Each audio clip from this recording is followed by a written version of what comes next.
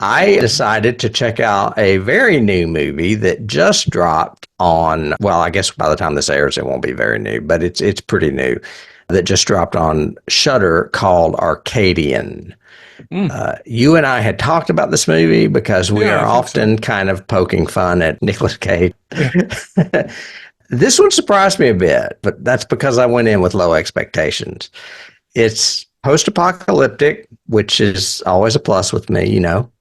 The cast is good, the creatures are good, and I like that there's a generous bit of ambiguity as to what happened and to what is currently happening. It's directed by a guy named Benjamin Brewer, who did the special effects for Everything Everywhere All at Once, but this was his first feature directing. He's only done shorts and music videos. The cast is impressive, and one of the reasons I watched it. Nicolas Cage is fine, but the story centers on his two sons, who are played by Jaden Martell, who we know from It and Mr. Harrigan's Phone. Oh, okay. That guy. I like him. Yeah, he's great. And Maxwell Jenkins, who is best known for playing the new Will Robinson on the Lost in Space that's on Netflix, I believe. Both these kids are excellent young actors, and they carry the film, basically.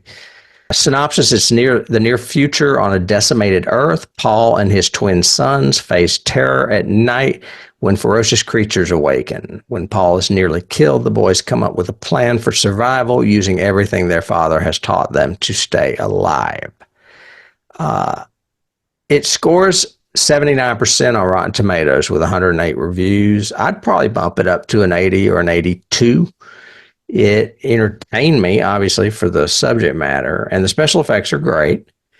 And as I said, I like those actors, but I don't know. It's a post-apocalyptic movie. I would say is if you had to pair it with another movie, It Comes at Night would be a good one to pair it with. But A Quiet Place wouldn't be a bad one because it's kind of a hybrid of both. There's things about It Comes at Night I don't want to mention because we haven't covered it yet. But anyway, it would make a nice pairing, I think. And that's what I did in my genre week.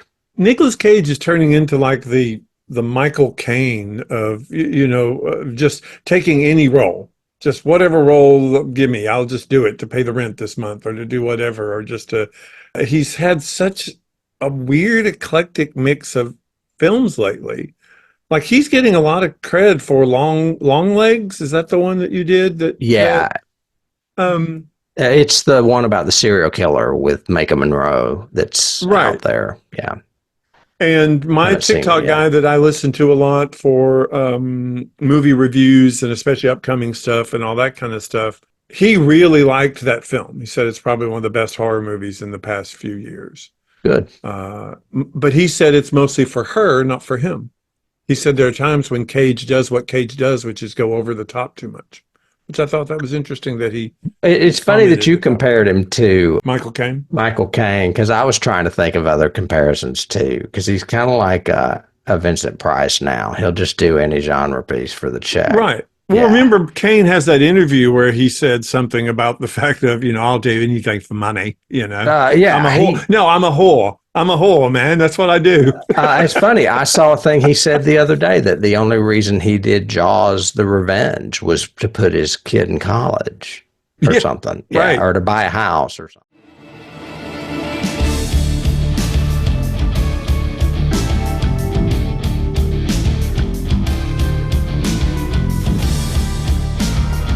You can't start the car. Johnny has the keys.